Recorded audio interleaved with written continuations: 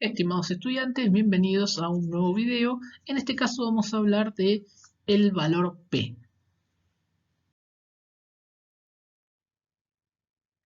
El valor P es el mínimo nivel al cual la hipótesis nula puede ser rechazada, fíjense, para un conjunto dado de datos, es decir, para un conjunto de datos. Por eso se lo conoce como el nivel de significación observado. Este método, que es una alternativa al método del valor crítico, que es el que desarrollamos con el paso a paso en el video de test hipótesis, ganó mucha popularidad porque se utiliza en los software estadísticos, en los paquetes informáticos de procesamiento de datos en los cuales luego se aplican las herramientas estadísticas. Este valor P funciona de la siguiente manera. En el caso de que el valor P que se calcule es mayor o igual al nivel de significación, entonces no se va a rechazar la hipótesis nula. Por el contrario, si este valor P es menor que el nivel de significación, entonces se rechazará la hipótesis nula. Vamos a poner un ejemplo para que sea más claro. Vamos a recordar el ejemplo del gerente de producción que estaba preocupado por el proceso de envasado de la harina para celíacos, que estuvimos charlando en el video anterior. Repasamos. El gerente de producción de una conocida empresa argentina está preocupado por evaluar si la máquina de envasado de harina, celíacos, por 500 gramos sigue funcionando correctamente. Conoce que históricamente la dispersión en todos los paquetes de harina es de 40 gramos y que el proceso de envasado sigue una distribución normal. Toma una muestra de 100 paquetes de harina, la cual arroja un promedio de 505 gramos por paquete. Con un nivel de significación del 5%, indicar si la máquina sigue funcionando correctamente o debe suspenderse el envasado para tomar las medidas de corrección. Cuando hicimos la resolución en el video anterior, dijimos que había distintas posibilidades de resolver. Para el gerente de producción planteamos un test bilateral, para el gerente de marketing planteamos un test unilateral de cola izquierda y para el gerente de finanzas planteamos un test unilateral de cola derecha. Vamos a quedarnos con este último, con el gerente de finanzas, que habíamos planteado que las hipótesis eran que el parámetro poblacional era menor o igual que 500 gramos en su hipótesis nula y en su hipótesis alternativa que el parámetro poblacional excedía los 500 gramos. Recordemos que el gerente de finanzas estaba preocupado por si en cada paquete había más de 500 gramos, se estaba produciendo una pérdida económica para la empresa. Habíamos planteado que el nivel de significación era el 5%, que estaba todo concentrado en la parte superior de la curva. Entonces eso generaba buscar la probabilidad acumulada del 95%. Trabajábamos con una distribución normal porque conocíamos la dispersión poblacional. Entonces nos daba un valor de 1,65 positivo. Planteamos que la regla de decisión me decía que se iba a rechazar la hipótesis nula si el estadístico de prueba, el Z de prueba, excedía a 1,65 positivo. Calculamos el estadístico de prueba que nos daba 1,25, producto de la estandarización de la media muestral. Y entonces concluimos que como 1,25 no excedía a 1,65 positivo, nos rechazaba la hipótesis nula. Todo este resumen que acá hicimos y lo fuimos especificando paso por paso en el video anterior, ¿sí?, nos dio esta conclusión, que parecería que no se rechaza la hipótesis nula. Entonces, ¿qué pasa con el valor P? El valor P nos dice lo siguiente. Alternativamente, es el método alternativo.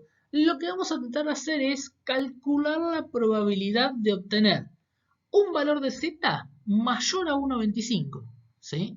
Fíjense que ahora lo que vamos a hacer es tratar de calcular la probabilidad, ¿sí?, que no tiene que ver con el valor crítico, sino que tiene que ver con el valor de prueba que calculamos. Y este valor de prueba sale de un conjunto dado de datos.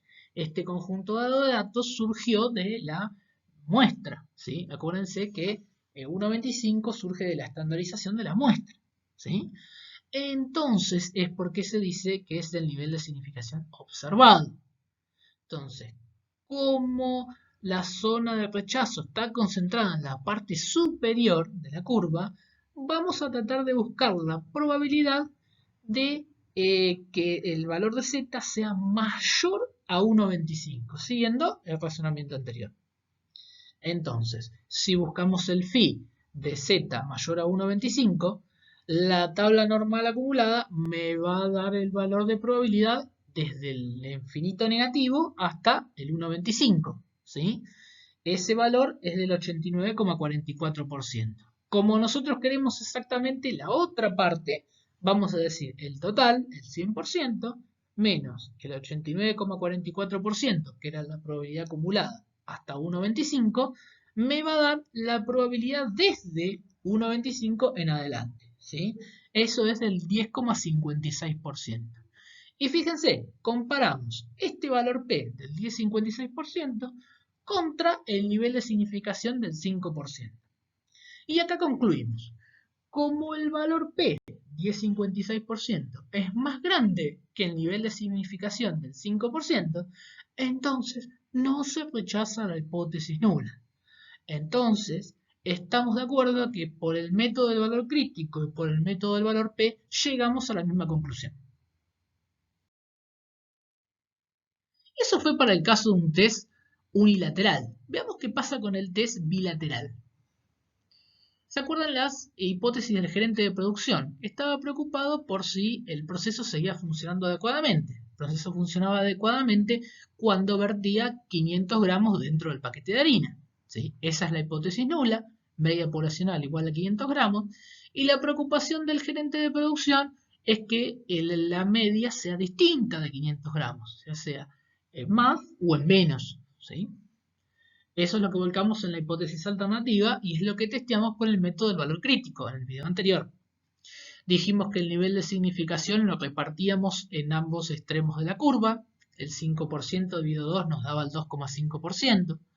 Buscábamos el valor crítico. Habíamos charlado que conocíamos la dispersión de la población, por eso utilizábamos un valor de z, valor de la distribución normal. Para la zona del extremo inferior tenemos que buscar la probabilidad acumulada hasta el 2,5%, eso me da menos 1,96, que es el primer crítico, y del lado del extremo superior buscamos la probabilidad acumulada del 97,5% y eso me da el 1,96 positivo. Y ahí tenemos el segundo valor crítico y tenemos delimitadas las zonas de rechazo en los dos extremos y la zona de no rechazo en la parte intermedia.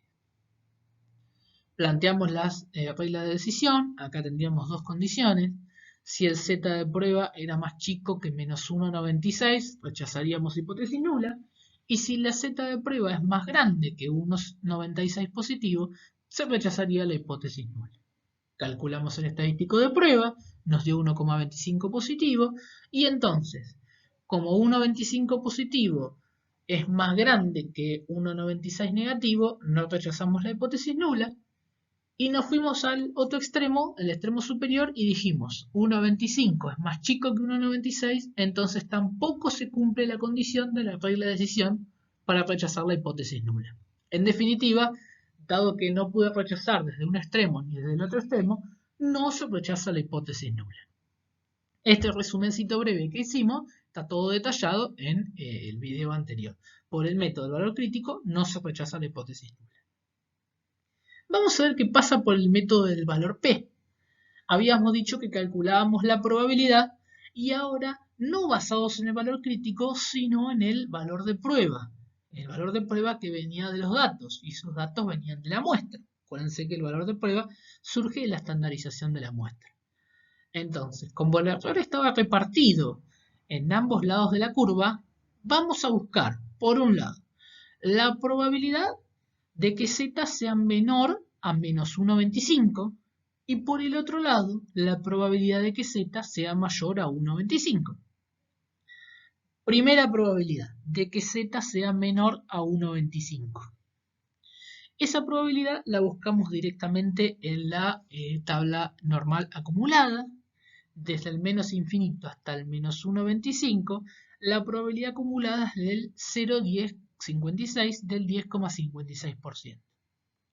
Para la segunda probabilidad, la probabilidad de que z sea mayor a 1,25, la tabla de la probabilidad acumulada me va a dar desde el infinito negativo hasta el 1,25 positivo la probabilidad acumulada. Eso es del 89,44%. Como lo que buscamos es exactamente lo contrario, vamos a hacer 1 menos 0,8944, es decir, el 100% menos el 89,44%, y obviamente me vuelve a dar el 10,56%. ¿Sí? Obviamente por propiedades de simetría de la curva normal, podríamos haber llevado también a esa conclusión.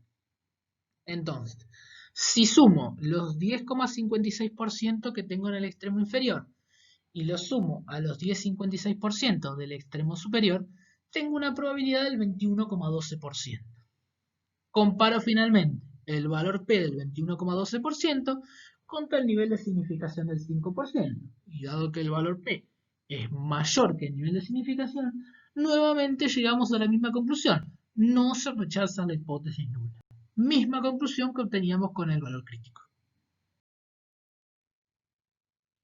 Vamos a avanzar con un aspecto particular de los test de hipótesis que tiene que ver con la relación que ellos tienen con la otra herramienta estadística de la inferencia, que tiene que ver con los intervalos de confianza. Recordemos en una primera medida que los intervalos de confianza tenían como objetivo armar un intervalo, ¿sí?, con una determinada probabilidad, con una determinada confianza, de manera tal de que dentro de ese intervalo se espera que se encuentre el parámetro poblacional. Mientras que el test de hipótesis era una metodología para probar un valor poblacional que se consideraba verdadero. Entonces, ¿existe alguna relación entre los intervalos de confianza y los test de hipótesis? Existe. En lugar de probar una hipótesis nula mediante la metodología del test de hipótesis, lo que se puede hacer es obtener una estimación del intervalo de confianza para el parámetro a testear. Es decir, que si lo que queremos hacer es un test de hipótesis para la media poblacional, lo que vamos a hacer es armar un intervalo de confianza para la media poblacional. Y entonces, si el parámetro se encuentra dentro del intervalo de confianza, ¿qué parámetro? El parámetro establecido en el test de hipótesis. Si el parámetro se encuentra dentro del intervalo de confianza, entonces no rechazamos la hipótesis nula.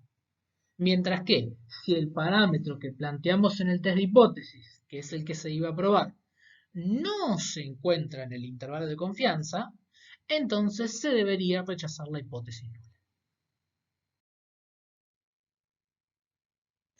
Esta relación que hemos mencionado siempre se cumple.